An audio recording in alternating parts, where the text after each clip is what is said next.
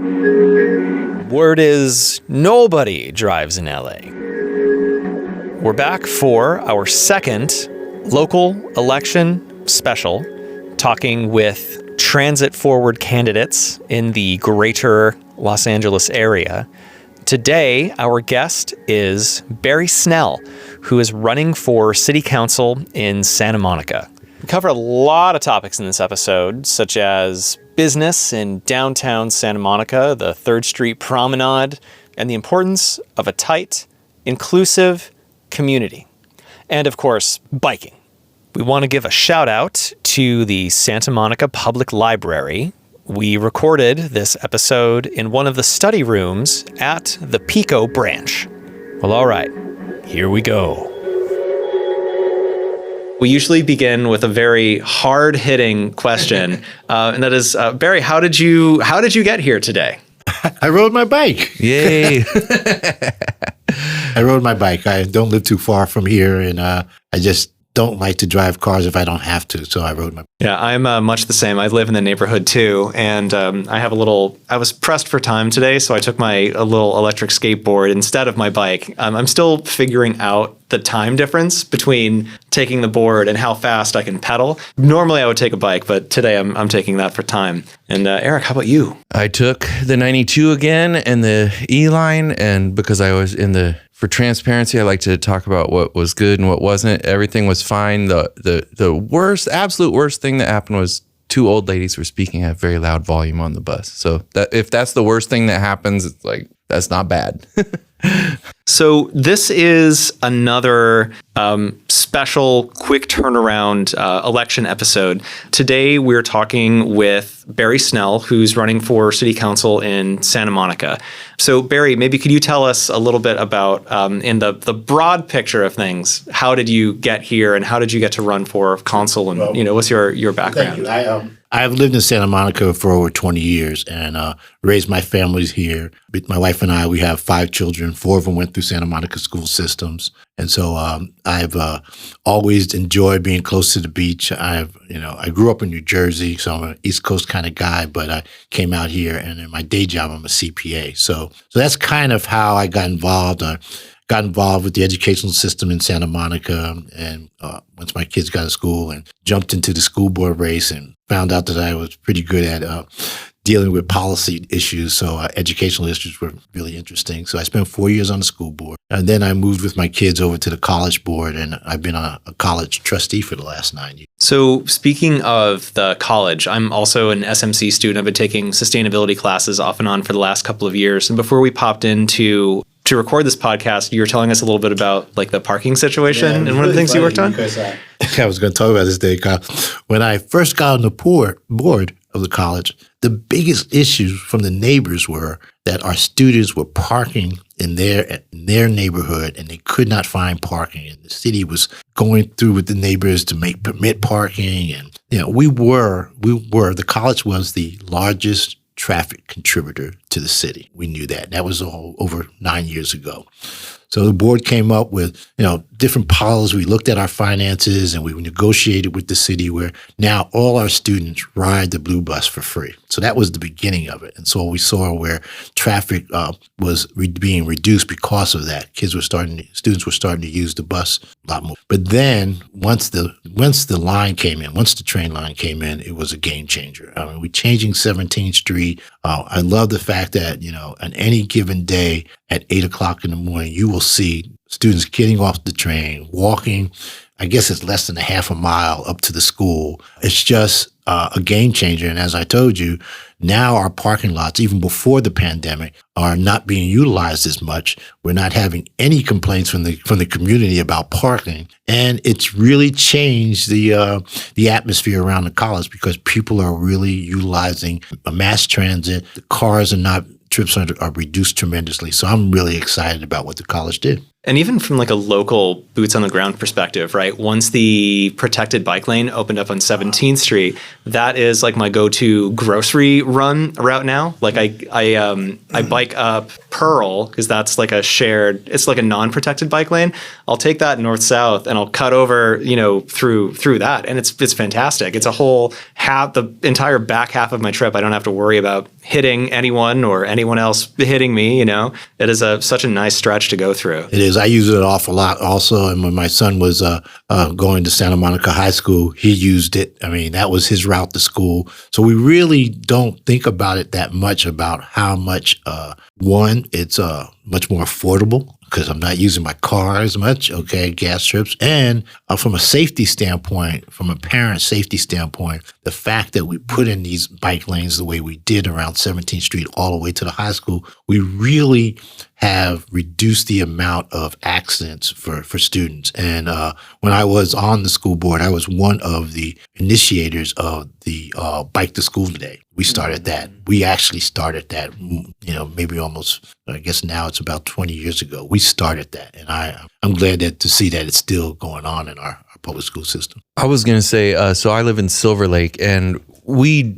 just had an effort in our neighborhood council, transportation and mobility committee to get rid of a couple, like they're not delineated parking spots, but so it was like 11 to 13 car spots. And we faced enormous pushback from people who said that the lack of sufficient parking is the most important issue facing our community, which I was like, that's kind of shocking to me, because I would say it's pretty far. I can think of a lot of things that I think are more important than the lack of space for empty cars to be stored for free in the public asset.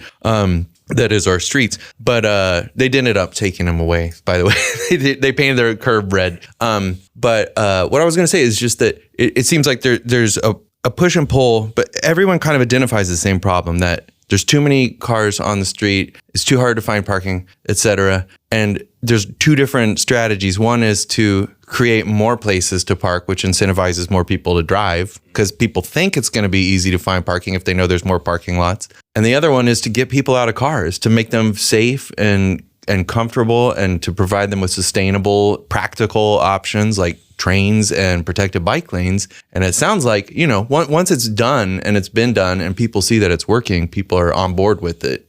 People aren't pushing back saying like, we need to get rid of these protected bike lanes and restore, you know, space for storing cars. Except for Culver City. Yeah. You know, it's funny. Last Sunday was the art festival, street festival on Montana. So I took the bike lane from my house up 17th Street. And the 17th Street bike lanes, they stop at Wilshire. They stop at Wilshire. You have protected lanes up until Wilshire, and then you go up. And so it was actually, I found myself when I got over on top of Wilshire, getting closer to Montana, where I actually had to get off my bike and walk on the sidewalk because it was just too narrow going up 17th Street with cars coming back and forth, and I didn't feel as safe. So I walked up to Montana, but then I walked the whole art festival, drove back down. It was a road back down. It was really a really nice Sunday afternoon. It was a beautiful day. I was by myself at the time, and I was campaigning a little bit too. So I was able to stop and talk with people. But one of the things I want to emphasize, and we talk an awful lot about safety, and obviously we want to reduce the amount of how fast cars go through. But in addition to it, and we don't talk about it, you see so much more when you're on your bike. You recognize more on your bike. You see things that are happening on a bike. And I've always been a big proponent that, you know, a safer community is one where you have more eyes on the street. Okay, there's no doubt. It's shown in the big metropolitan areas, New York, where I grew up, New Jersey area where I grew up. And we don't think about that one, but we talk about safety an awful lot during this election. But I felt very safe, and you see more. You just see more. You were talking about, you know, your background in New York and New Jersey. I'm wondering, how has that, coming from the East Coast, because I'm originally from Pennsylvania, what do you bring from the East Coast with you out here to Santa Monica in the West Coast, in particular with like mobility, transit, the rest? Well, growing up on the East Coast, you didn't think about a car at all. I mean, there was no discussion about a car through high school. It was just not in our household. There was no reason for it. Yeah. I mean, you think about it. I grew up in East Orange, New Jersey. You know, we got to New York quicker by the train and the bus than my parents got to New York in the car. And then we had to worry about where we were going to park. It was so many other issues, the tolls, to pay the tolls, the cost of gas. So as a teenager and an early college student, it was great not to even think about a car. So that whole mentality was something that I grew up with. So coming out here, when you saw that cars were more needed, then I always looked for a community. I was fortunate to live on the west side, West LA I moved into, that I was looking for a community that I could walk more, where I could use my bicycle more. So I was very fortunate. And, when I started my own practice as a CPA, I always thought that, and I said this many times in California, I'm winning when I don't have to use the freeways in California. I'm winning. Okay. I feel like I have lost at something when I have to drive, or I feel like let down by my city if I have to drive, because I think it should be, there are people, it's hard to imagine someone being an EMT not having a vehicle, like there's certain jobs where you need it, but it's like anything. And the way I think about it is like, there's a right tool for the job, and maybe it should be the last resort and not the first resort. Cause to me, it's like forks, spoons, chopsticks, you eat a burger with your hands, and like using a car for everything is like using a spoon for everything. It's like, when I eat this pizza with a spoon, I'm going to eat this sushi with a spoon. I'm going to use, and it's like, it's the wrong tool for the job. It's so much easier and better for the planet and better for yourself and your community and everything, a lot of times, to just go through that checklist and be like, well, how far away am I going? It's like a mile. Then I'll probably walk if you don't have any kind of mobility impairment. And then maybe you ride a bike. Is there a bus that goes directly to where you're going? But I will say, and like, this is, you've made it clear that this isn't what you brought from the East Coast, but I have met people that are from very public transit rich cities sometimes, that come out here because they come out here as like refugees almost. They're like, oh, I don't want to have that option of great transit. Cause I've met people from like Taipei and I'm like, why did you drive to this party where we're going to drink alcohol and then you're going to go home in your car? And he's like, I'm like, you grew up in a city where you can take the train everywhere. And he's like, yeah, but we moved out here to get away from that, So there are people that want greater Los Angeles to be more suburban, which always seems crazy to me because it's the second largest city. So if you love suburbia, I just think like, okay, then maybe try to find that in the suburbs, and instead of, you're going to drive yourself crazy trying to turn the second largest metropolis in the country into your suburban dream. It's the wrong place for that. Growing up in the East Coast too, you had to deal with weather. Yeah. Okay, and that for me, I mean, you think about it because you're taking the trains, you're taking the bus. It's wet. It's going to be cold. Okay, I used to talk about doing the hawk walk where you had the hoodie on, you're walking, you don't see him. But the reality of it is, you come here. And, it's flat. It's, the weather's always nice. And so it was just so much easier. Okay. It's so funny. I talked to somebody not that long ago from New York who was interviewing me, and he was asking like, why do people in Los Angeles because we famously have mountains, but most of us, our job isn't to go up to the top of a mountain. We're going around the flat areas. It's also famously a sprawling city and very, very flat and horizontal for the most part. And he was just like, why would people with perfect weather for cycling, for perfect weather for walking, want to confine themselves to a car? And like, when I stepped off the train today, when I got off the E-line, because it's so much warmer on my side of town, we're going through like another heat wave, but over here, I got goosebumps, and Kyle saw when he showed up, I still had goosebumps. I was like, I got to acclimate to the west side. And I was like, why? This is perfect cycling weather, like I can't imagine wanting to lug a car around in this. And again, Santa Monica is also it's a very small city, compact area wise. It's about 2.5 miles wide by 3 miles long along the coast. And you think about that. I mean, 50% of the cars on the road are going fewer than 3 miles. So you think like 50% of these car trips could be replaced if it was safe and sustainable by walking and bus trips and bike trips. And we were talking earlier when I had friends that lived in the Pico neighborhood when I first came out here, and they got upset at me because once I came to visit them, and at the time I was driving, I parked my car in front of their house. They weren't home, so I just walked to the beach, and then they thought I'd been abducted or something because they were like, how could anyone not be by their car? Like, how could you just abandon your car somewhere? And they actually got mad at me, and they were like, it's impossible to walk to the beach. I'm like, I just did it. And then I walked to the New Art to drop off a VHS tape, because this is like 24 years ago. And they were like, that's really irresponsible and dangerous. And I was like, there's no danger. I put on sunblock. I, carry a bottle of water with me. Like, what's the danger? Like, the only the biggest danger is that you're going to get hit by a car. So, exactly. So adding more cars to the mix will not make that better for anyone. And, the city has gone through, and there was a lot of controversy with putting in right turn onlys in certain areas, particularly on Wilshire where you didn't have lights, and neighbors were pretty upset about some of it. We know traffic deaths have increased in California. We know that. Statistics have shown it, okay?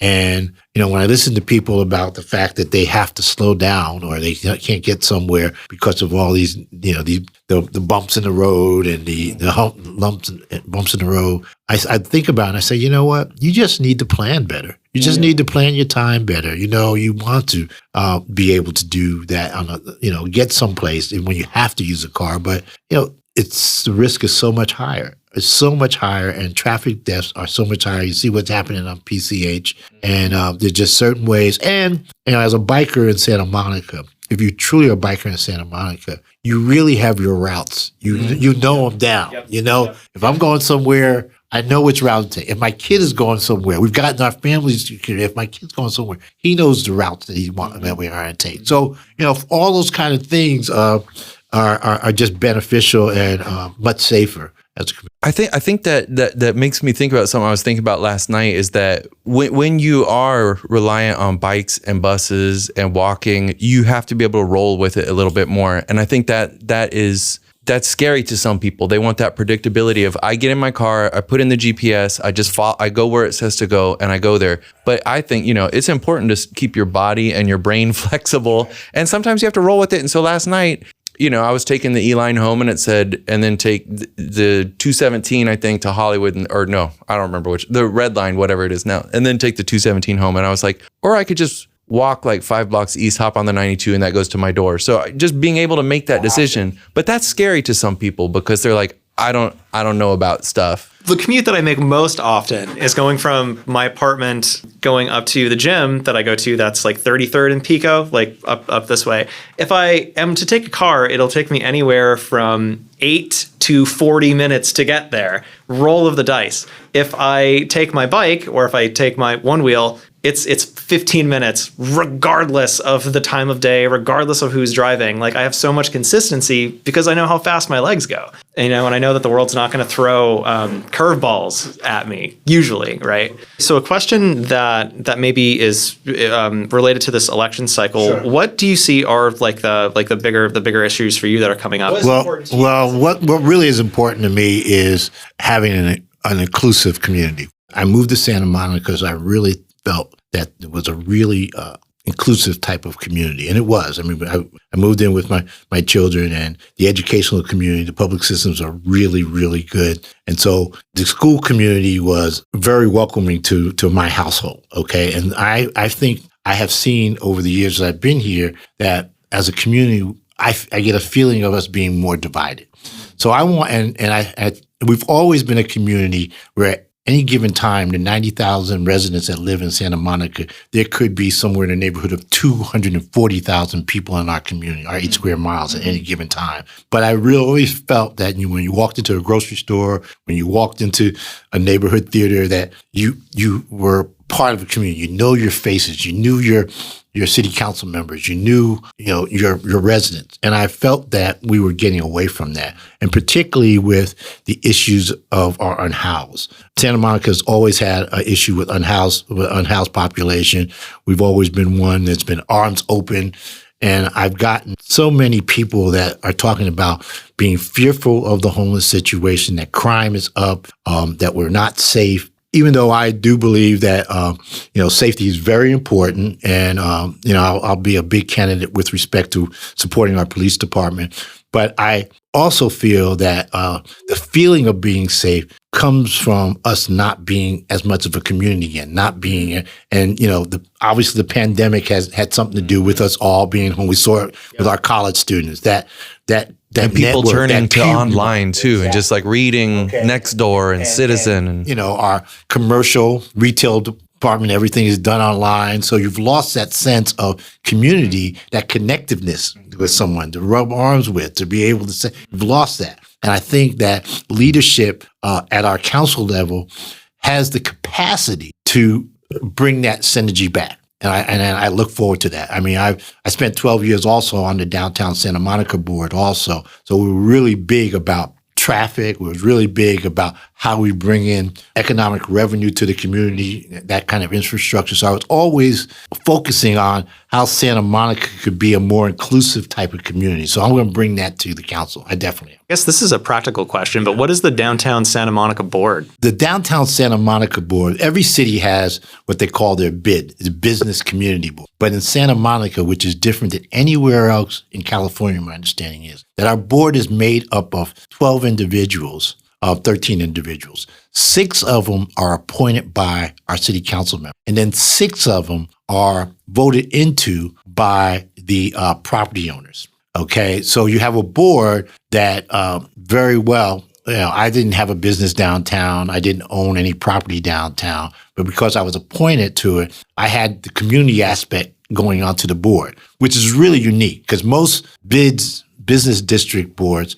are all business related individuals. Now I have a business background being a CPA, but it really allowed me to sit with property owners and businesses to really design a downtown that was economically viable, inclusive. We talked about traffic and how we move traffic around, density, these kind of things that were for me very important because the promenade was an area that for my children and myself we spent an awful lot of time on. Okay.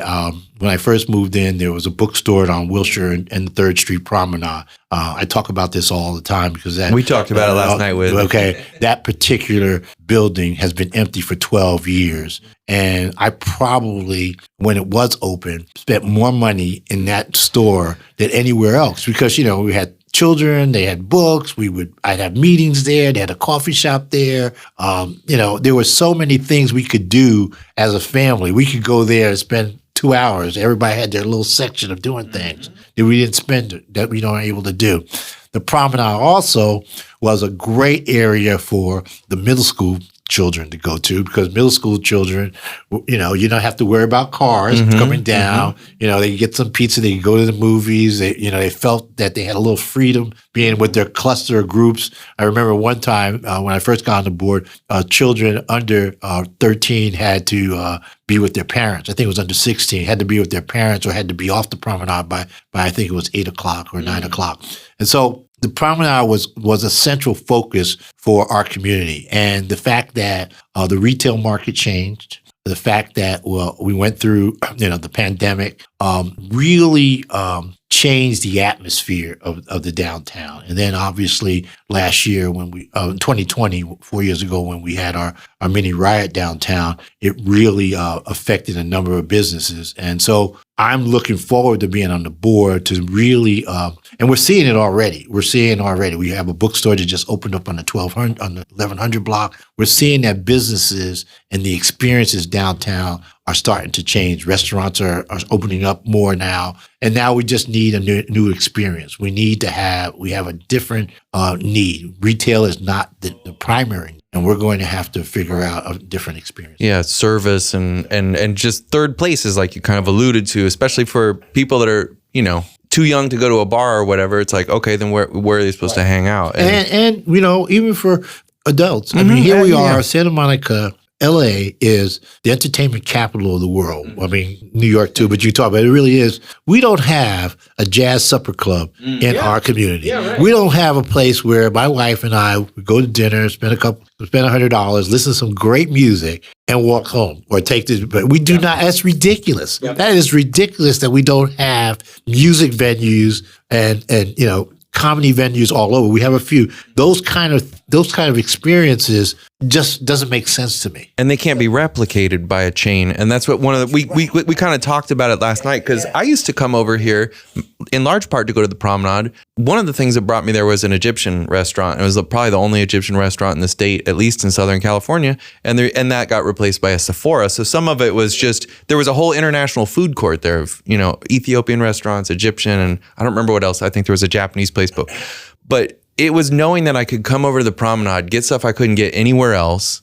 go to the record store, go to the bookstores, stuff like that. And then, so it was even before the George Floyd stuff, even before the onlineification of everything. It was just that stuff started to become chains. And I was like, well, I can go to Glendale Mall, if the Galleria, if I want to just see some generic chain stores. I mean, when the promenade was at its height, when retail was at its height, property owners were getting anywhere from $20 to $22 a square foot. I mean, that was huge. And you had these huge retail organizations, having 10-year leases with 10-year renewals. Okay, so property owners really were sitting like fat cats. And over the time period with the change of retail, people want to talk about the pandemic and the social unrest, but the retail market changed, and property owners in our downtown didn't move fast enough. Okay, if people really want to think about it, and now they're realizing they're going to have to. Just by economic conditions, property leases have come down. Okay, now you're looking at $8 to $10 a square foot on some of the particular properties, and it's going to take a reinvestment from property owners to actually do it. But it's still, and I've said this many times, we have a brand. We have a brand that is untouched by anywhere else. Everybody has their own brand. Santa Monica every night is seen on ESPN. We see our sign on everywhere we go. Everybody that doesn't live here thinks it's the place to be. There's no doubt every time I have a guest. And that brand is not going to change. It's for everyone. We're not Beverly Hills. We're not a city where it might be for some. It's a city that's always been one for all. And I think we have to get back to that, and our experiences in our downtown have to change. In addition to that, we were primarily a town for tourism. And people don't realize the reason it's very attractive for tourism, one, because obviously the beach and what have you. But tourists, when they come here, they're not our biggest traffic contributor. They don't use cars in Santa Monica, okay? People don't think about that, okay? Our biggest traffic contributors are people coming in to work for Santa Monica now, all right? Guests don't. And when the pandemic came and other places, but when travel was reduced, our travel and tourism was reduced, we really didn't have enough experiences for our local and regional people. And we have to think about that also. Well, maybe that makes me think of two things I was hoping you could maybe talk about. Because coming last night, I was a little bit surprised at how little outdoor al fresco dining there was. Because I was like, oh man, if we're allowed to say that there was a silver lining to the pandemic, to me it was people in Southern California finally realized that it's nice to eat outside. Just recently, maybe about 4 or 5 months ago, the ordinance for outside dining was the cost for restaurants to be able to open up outside was eliminated by the city for 1 year. They gave a referendum. Wow. So you're going to see our downtown restaurants really about thriving again. Because it's also a lifeline for them. It's not like they have to do it. If they don't want to do it, they don't have to. But giving them that option. So you're going to see hopefully that open more. But anyway. But also, and the other thing was just, you've kind of alluded to it a couple times, just people coming in and out. And, you've got this great big blue bus that serves the community. Has been 99-year-old oldest bus agency in the state. As far as like people coming in to work here and then having to go home to other communities, how do you, because I'm sure a lot of those people would like to live here, so how do we make it, if that's a goal for people that work in Santa Monica to also be able to afford to live in Santa Monica? And then also, how do we also just, or what vision do you have for making it for the people that do come in their cars, to give them alternatives to coming in with their cars into the community? I mean, affordability is also a big issue in this campaign. The reality of it, of owning a home in Santa Monica is so far out of reach for pretty much everyone. Okay. You got to be almost wealthy to own a home in Santa Monica. I mean, it doesn't matter if you got an income of $150,000 a year. You cannot buy a home in Santa Monica. All right. So we understand that. So that we have to look at ways to build more affordable housing, and that's going to be a difficult one. I mean, I've talked about this from a financial standpoint. One of the things that I would love to investigate and do a little bit more about. We talk about public banks, where we can actually finance ourselves with our public banks, where we will be able to utilize this money to be able to maybe put some products in that will be more favorable for buying homes, okay? But in addition to that, we know that we're a large rental city, and we're going to have to make sure that we can keep, definitely our seniors, but keep individuals in their home. So rents are going to have to continue to be monitored, and have to really balance that balance, increasing rents, but also making sure that individuals can stay in the home. And that's a difficult, very difficult conversation, but it's going to have to happen. Because obviously, we all know this, that keeping people in their homes is the best way to like not have a homeless problem. And because once you're on the streets, it's really hard to get you back, and there's pushback against it. And, I've seen this in my community where people say, well, I don't want them to build a shelter over or any kind of housing for homeless people over there because it'll change the nature of the community. And I'm like, for the better, because they won't be homeless anymore. They're here in our community. And this is a myth I always like to dispel. Most of them did not come from outside of the community. They're twice as likely to be from the community that they're homeless in as the people that are living there now. And it's not a coincidence. So when everyone says, I don't believe that, I say, ask yourself, are you living in the community that you were born in? Because so far, 0 people have said yes, that have come at me with, no, they're not from here. It's like, you're not from here. And we don't want to say you can't come here if you're not from here, because the fact of the matter is every single person living in Los Angeles County has residents or ancestors or, that came from somewhere else, so we. Well, and then for Santa Monica, the reality is, like I said, I have, 5 children. Only one still is in school. They're all, working and what have you, and they can't afford to live here. They can't afford to live in Santa Monica. Okay, one's a lifeguard, and he wasn't able to live in Santa Monica. His job is on the beach. So Baywatch wasn't realistic.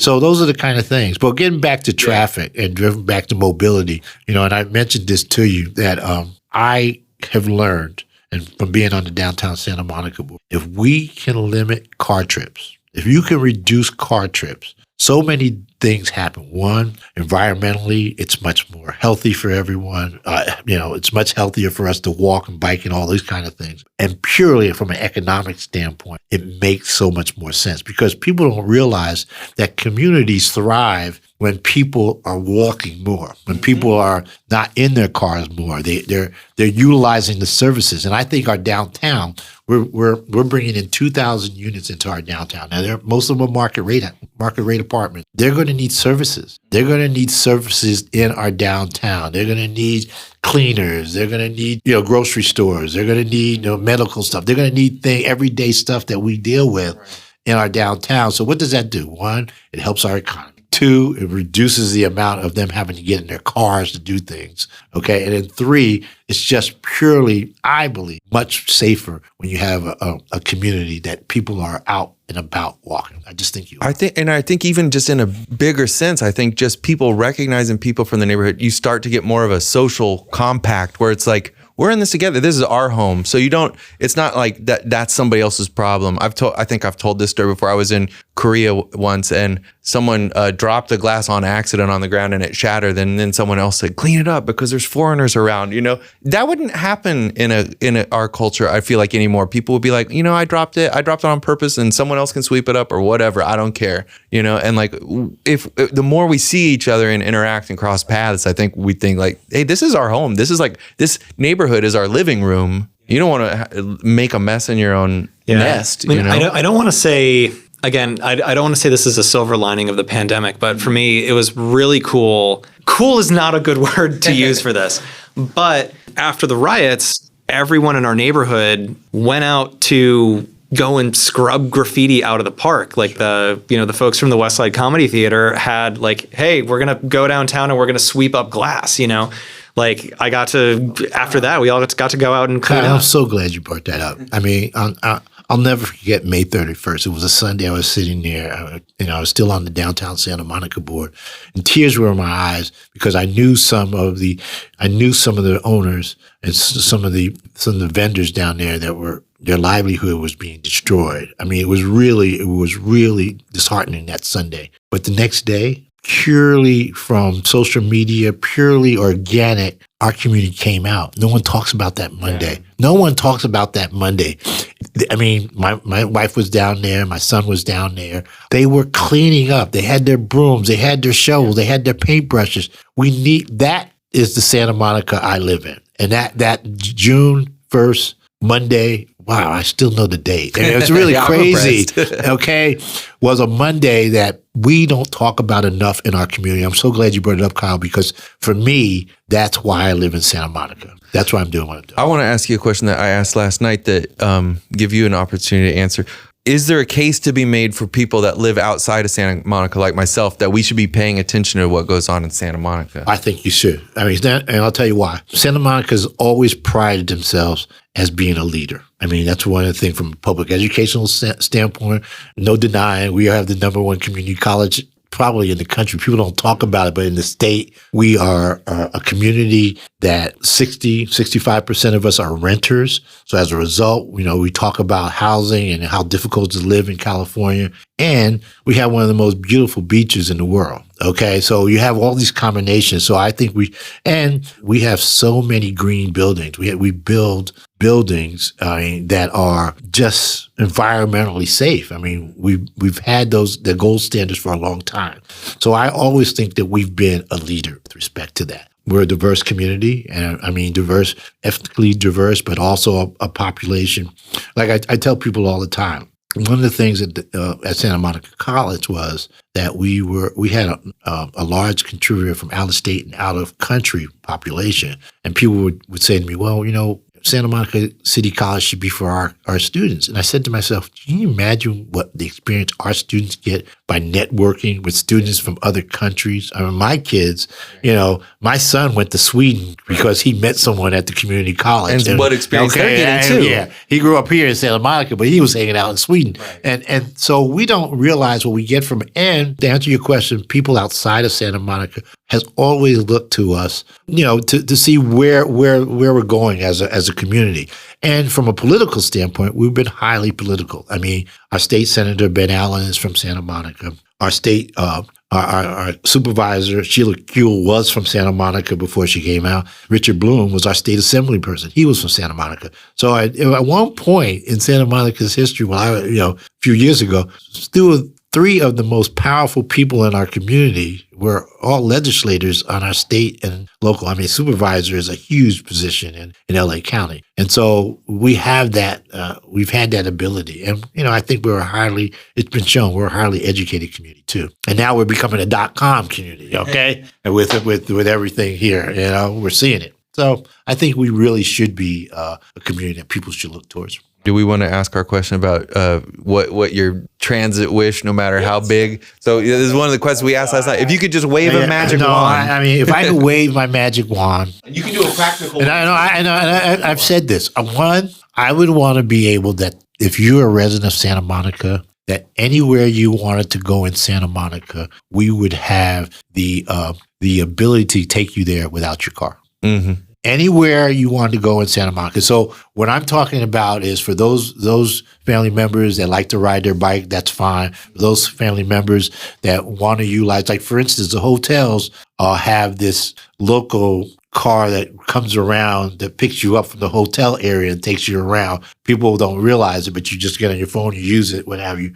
But then I've talked about our senior population. I would love for our senior population, because we are becoming an older population in Santa Monica, where our senior population could do all their daily work, grocery shopping, going to the doctors. And we have, two major hospitals, UCLA and St. John's here. I mean, two high-quality hospitals that our senior population, anytime they wanted to get from A to B, all they had to do is take up their smartphone, call, and they would get there. And that would be my ultimate goal for Santa Monica residents. Parking is not even an issue for us. Parking is not even an issue. Well, I have had seniors say to me, like, actually the one that said that parking was our biggest issue in Silver Lake, she was like, if without more parking, we're trapped in our homes. And I was like, I want people to be not trapped in their cars, and then you won't be trapped in your homes either. I mean, I said this to you a little earlier when we first started. One of the biggest discussions in our household was when we had to take the keys away from my mom at 85. And I'm hoping that when I can't drive anymore, that it's not even an issue, okay? That it's not an issue because I can get and do everything I need to do without thinking about a car. So to ask you, that would be my wish for Santa Monica. Santa Monica residents don't need your car. Kyle, do you have one? Because we get two since we're doing 2 Santa Monica interviews. I'll just say mine real fast. The Pasadena and Pacific Railway got built in 1895. That connected Silver Lake to Santa Monica down what's now Santa Monica Boulevard. I would love to I would just make it a train and bike only street, because I do deliveries and I have to drive on Santa Monica Boulevard. Maybe not as much over here, but in Hollywood, it sucks driving on it. I don't even want it to be an option for cars. Just make bike lanes and pedestrians and train back there. Practical one for today. Yesterday, I offered my also practical, attainable, maybe wish list item that I would love for a 24-hour bus service to LAX from Santa Monica. I've had so many flights back from Philadelphia that how do I get back? It's midnight. Another low-hanging fruit item, I would love to see, right now there are Sharrows on 4th Street. When you're going like for the entrance ramp to the highway, going into downtown Santa Monica, bike Sharrows. There are so many cars and there's so much traffic. No one who has ever ridden a bike will ever ride their bike on that street, during those hours. So I would love to either see a proper bike lane added on 4th, or that main thoroughfare moved, maybe protect Main Street, or maybe bump it up to 5th or something. But that corridor right now, like, you have to go on the sidewalk or you're going to get pancaked. The whole key to a walkable community is educating people. Okay, we educate our young. I would love to educate our seniors. It's a tough one. Yeah. I mean, you get into the habit. You get into the habit of getting into your car and going. Okay. Okay. It's just easy, what have you. But it's a hard thing to change. People don't like change. But educating our community about the value in it. And I for one understand it. I've always been that way. I know from health reasons that it makes more sense to do it. So if we can continue to educate our community, be big on it, and really be assertive, because change is hard for people. But I believe that for Santa Monica residents, if they get to the point where they don't have to use their car as much and they can get around and do the things they want to do, I think it's a win-win. Yeah. I love that you mentioned educating our seniors about this. Like, I'm very close with my grandparents, and we get into heady topics quite a bit. You hear a lot in cultural discourse like, oh, our children are our future. That is 100% true. But also the people who are already here, it's not once you graduate high school or graduate college, you're never going to learn anything for the rest of your life, maybe as growing up in Pennsylvania, I have a Ben Franklin attitude to this, but you should always be trying to learn. You should always be trying to, improve yourself or improve your city. We have in the college, we have our emeritus program. Our oldest student is over century. Okay. What is that? The emeritus program in Santa Monica is a program that we don't get funding from the state. And it's one of our programs that we have kept in our budget. But our emeritus program is strictly for our seniors. You can take classes, art classes, art history classes, all these different types of classes, and you're in classrooms with all seniors, and it's only for those. Well, it's not only for Santa Monica residents, but anyone that's of a senior age that can take the classes. It really, and I'll be honest with you, some of our students, I remember once we eliminated a yoga class in our emeritus program one time, and they loved the teacher. I can't tell you how many resident students came up, okay, and they were all over 60, okay. They came to our board meeting to advocate for this particular teacher and for this particular class. But yeah, our emeritus program, and all community colleges don't have it. It's on 2nd Street, is one that is really utilized an awful lot. I think to speak on educating people about transit stuff, I think one of the things that transit advocates, proponents can do is if you have someone in your life that you sense is open to taking the bus, but they're scared to do it by themselves, do it with them. Show them how to take the bus. Show them how to ride a bike if they're nervous about riding a bike. And you can just do stuff with people and make them more comfortable. That I think goes a long way. And then one of the things that I did, and I strongly suggest doing this for families. I've done it with my family. My wife kicked back on it. I got our family, the 3 of them, my wife and my youngest son. We took the bike to the train station over here, the Blue Bus, got on the Blue Bus, went all the way down, took the train to San Diego, okay? Took the train to San Diego, spent the night, rode around in San Diego, and came back on the metro and took the bus home and walked home. And I strongly recommend that to families. If you're talking about having a weekend trip, to say, you know what? pack your backpack, get your bike ready, and do it. It was so much fun. It was so much fun. Okay? It's so, okay, we don't think about it. It's so much fun to be somewhere else without your car, you know, and to be like, we're here. We were able to do it. People don't think about that. Okay? You know, and that's fortunate in Santa Monica. I mean, we rode to the blue bus, took the blue bus down to the train station. Okay, got the train station in LA, took that to San Diego, rode around there, got a hotel room, spent the night, came back the next day. So it's a great trip. My friend in San Diego and I do a little bit of freelance work together, so I'm going down there quite a bit, and that's what I'll take the E-line down, Surfliner. Last time I was in San Diego, I got my buddy who lives out there. He's a little bit older. I got him to go back down and back from Comic-Con with me on the San Diego MTS train. Really? And he was like, "Wow, I didn't." He was like, "Yeah, I see this all the time. I'd never thought to take it. I'm going to take it again. This was great." So it's like it can really be a bonding experience too with your friends. And a lot of it just doesn't cross people's mind because like I moved out here in a car, you know, so I never even thought about taking the bus till my car broke down the first time, you know, and then I was like, oh yeah, it's not just for people with DUIs or who don't have a driver's license. I mean, Kyle, you took the train to San Diego? Yeah, I do it all the time. Okay, so you know how wonderful a trip that is. That is I mean, you do work, you can sleep, Yep. I mean, it's a fun trip. Yep. It's a fun trip, and it's economically not very expensive. That makes me think about just how, you know, what's the first thing people ask you when you get off of an airplane? They ask you, how was your trip? They don't say, how long was it? How long were you in line at the TSA? How long were you in the terminal? How long was your flight?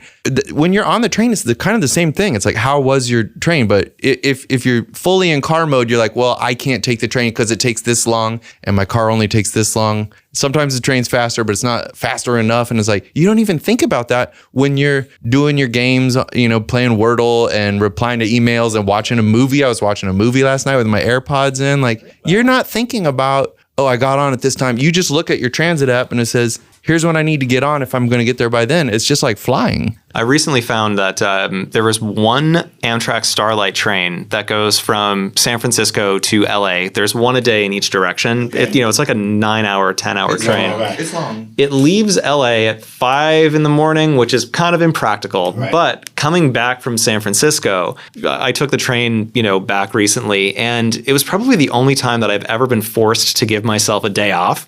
Like I just set out my paints. I'm like, great, I'm going to look at the scenery. I'm going to paint. I'm going to read. I had a nice just 8-9 hours to relax, look at the scenery. And it was, I think it was maybe about like $65 or something like that. So it was like almost half the cost of a flight from LA to San Francisco, Wow, I love it. I've done to Santa Barbara with bikes and, that's an easy, quick one. And it's so much fun. You just ride around. Santa Barbara's so easily walkable and bikeable. Barry, can you get any closing thoughts for our listeners and where can people find you? Well, I want to thank you, Kyle, for this. I mean, the election season is less than a month and a half away, and I'm looking forward to being on city council.